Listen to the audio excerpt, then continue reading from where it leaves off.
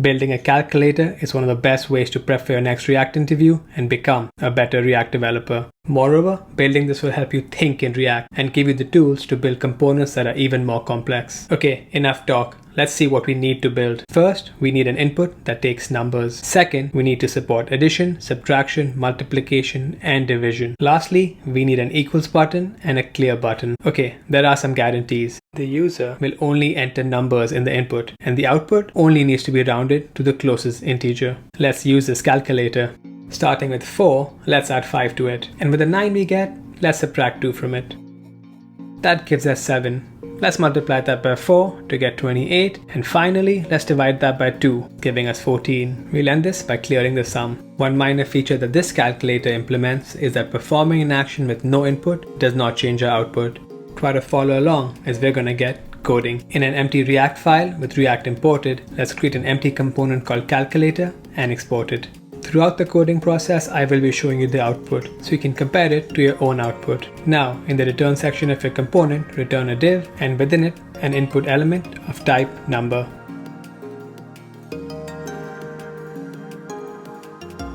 In a CSS file, I've added some simple styles. These are only to make this video look good enough for your likes, and won't be needed for your interview. The wrapper styles are for our top level div, and the input styles are for our input. By the way, I have a link for all the code in the description. I have updated our React code to use these styles. The syntax I am using is for Next.js. This might look a little different for you. Now for the buttons. We will add a div with 6 buttons within it.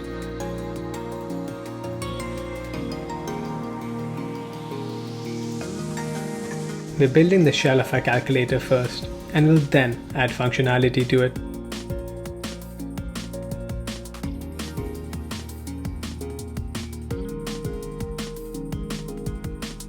For some quick and simple styles, I've added CSS for the divs surrounding the buttons and the buttons themselves, including hover and active styles. Quick note, our button wrapper is a grid with 2 columns of equal width. And in our React code, I have updated our component to use these styles. I am skipping over typing out the CSS. This will help me show you the functionality quicker. Taking a sneak peek at our output, it's coming together pretty good. Now let's get our hands dirty with some functionality.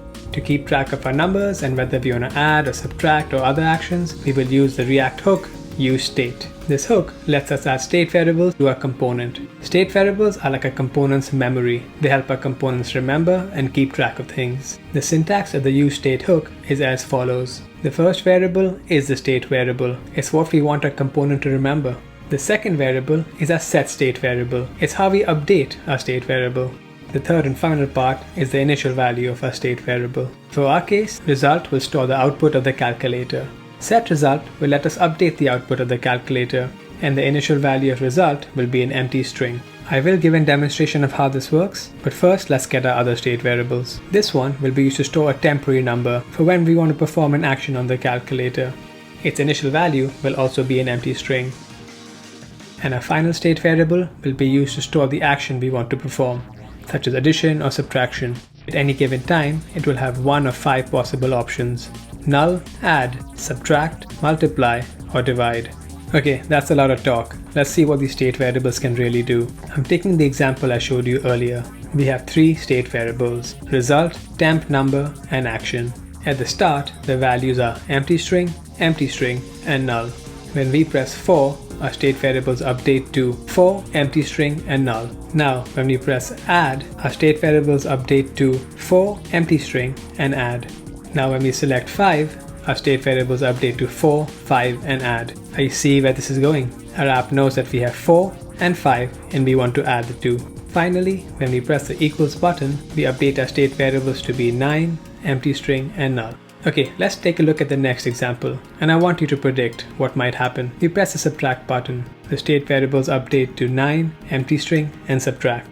We then press 2, and the state variables update to 9, 2, and subtract. Okay, do you see where this is going? We have 9, 2, and we want to subtract. So when we finally press the equals button, the state variables turn to 7, empty string, and null.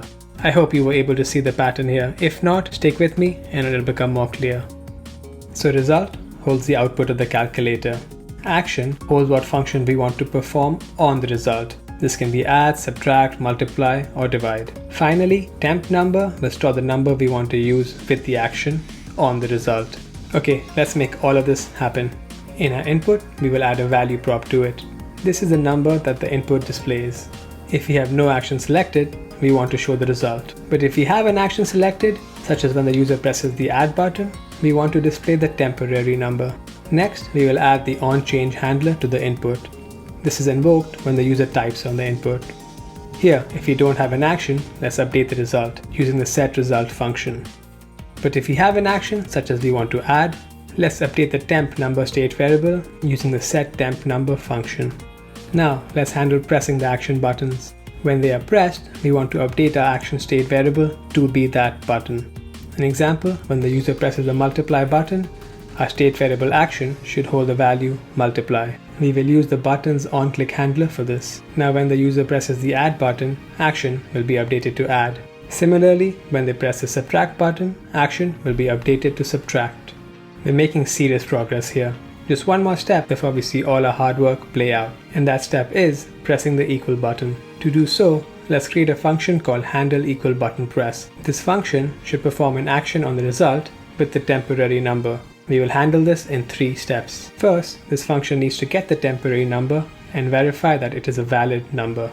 Second, if an action is selected, perform that action on the result with the temporary number. Finally, set the temporary number back to an empty string and action to a null. Let's tackle the first step. Remember that the temporary number can be a string, so we will use the parseInt function to convert it to a number. If the string cannot be converted to a number, the parseInt function will return NaN. We can use the isNaN function to check if a number is valid. For the second step, we will first start by checking if temp number is valid and that we have an action. Next, we will pass the result state variable to an integer, as it can also be a string. And then declare a variable called newNumber. If result is a valid number, newNumber will be result. If it is not a valid number, we will set newNumber to 0. Next, we will check the value of action and then perform that action on the new number with the temporary number. If it is add, we will add our temp number to the new number. If it is multiply, we will multiply the new number by the temp number, and so on.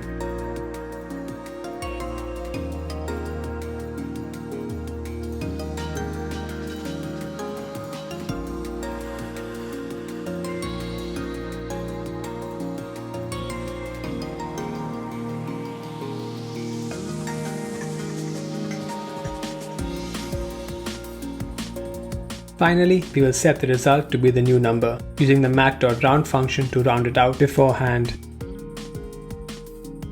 For the third step, we will set temp number back to an empty string and action to null. Okay, let's use all this beautiful logic. In our equals button, we will update its onClick handler to use a new function. Let's test out this piece of art. Would you look at that? Our calculator is calculating. Awesome job so far. We're getting close to the end. And if you're finding this video helpful, you can help me by liking this video and subscribing. Okay, let's wrap this up.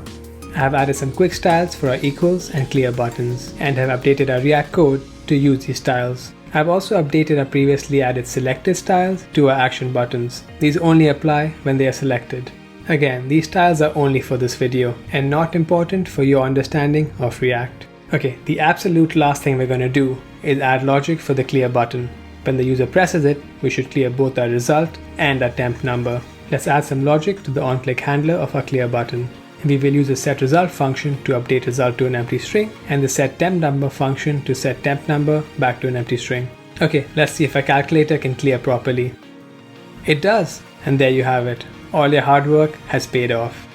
You can find the React code and the CSS code in the description. Thank you so much for watching till the very end. I am the Helpful Coder, and I hope you found this video, well, helpful. If you have any questions you would like me to solve, please leave them in the comments below.